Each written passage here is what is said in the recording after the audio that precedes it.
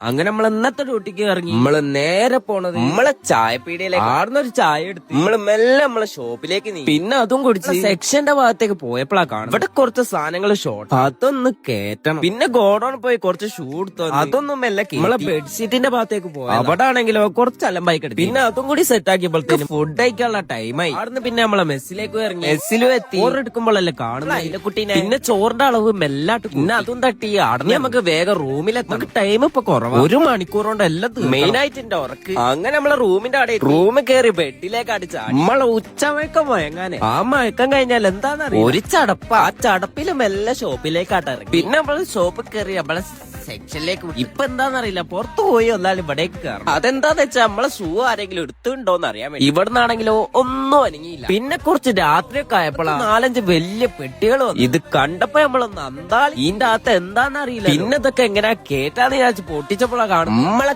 കമ്പിളിപ്പോ വലിയ എന്തോ സാധനാന്ന് വിചാരിച്ച് നിൽക്കുക ഇത് വെറും 6 എണ്ണേ ഉള്ളു പിന്നെ അതൊക്കെ മെല്ലെ കേറ്റി നമ്മൾ അലഞ്ഞ് നടന്ന് കുറച്ച് പിന്നെ കുറച്ചുകൂടി കഴിഞ്ഞപ്പോ നമ്മളെ ഡ്യൂട്ടി കല ഇന്നടുത്തൊരു വടി കൊടുത്ത് നമ്മളെ ലൈറ്റ് ഓഫ് ആക്കി നമ്മൾ മെല്ലെ ഷോപ്പ് നാട്ടെ ഇറങ്ങി നമ്മളെ റൂമിൽ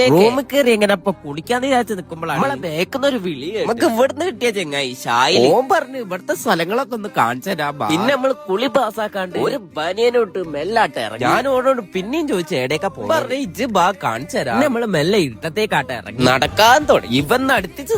ഇന്ന എടേക്കോ കൊണ്ടോ ഇവിടെ ആണെങ്കിൽ ഒരു തേങ്ങയും കാണാൻ നമ്മളെ സ്ഥലം എന്നറിയുന്ന ഒരു ഉൾപ്രദേശം പിന്നെ നമ്മള് കുറച്ചുകൂടി നടന്നപ്പോഴാണ് ഒരു വലിയ മെയിൻ റോഡ് പിന്നെ നമ്മൾ ഈലയും കുറെ നേരം നടന്നു അങ്ങനെ നടക്കുമ്പോഴാണ് ഈ കാഴ്ച കാണുന്നത് നമ്മളെ നാട്ടിലത്തെ ചന്ത എന്നറിയുന്ന സംഭവം ഇതേമാതിരിയുള്ള സെറ്റപ്പ് ഇതിന്റെ ഉള്ളിലും പിന്നെ അതിന്റെ ഉള്ളിലും കയറാൻ പിന്നെയും മുന്നോട്ടേക്ക് കൊണ്ടുപോയി പിന്നാണ് എനിക്ക് മനസ്സിലായി ഇവൻ ചെറുതായിട്ട് നമ്മളെ ചാമ്പുകയായിരുന്നു ഇവന്റെ കമ്പനിക്കാരെ കാണാൻ അതിന് കൂട്ടിന് വിളിച്ചത് അപ്പൻ അല്ലാണ്ട് എനിക്ക് ഇവിടുത്തെ സ്ഥലം കാണിച്ചു തരാൻ ഇറങ്ങിയതല്ല പിന്നെ അവന്റെ ചെങ്ങായിമാരെടുത്ത് ഓലക്കാണെങ്കിലോ നല്ല വർത്താനം ഇതാണ് ഇവന്റെ ചെങ്ങായിമാർ ഇവലൊക്കെ ഒരു നാട്ടിലുള്ള ടീമാണ് ഞാനും എന്റെ ടീമിനൊന്ന് ആലോചിച്ചു ഓലൊക്കെ ചത്താലും ഇങ്ങോട്ട് വരില്ല എന്നാ പറഞ്ഞു ഇന്റെ കഷ്ടപ്പാട് കണ്ടിട്ട് കുറച്ചുകൂടി കഴിഞ്ഞപ്പോ ഓരോരുത്തരും ഓരോ വൈക്കാട്ട് നീങ്ങി നമ്മളും നീങ്ങാണ് അപ്പോ ശരി എന്നാ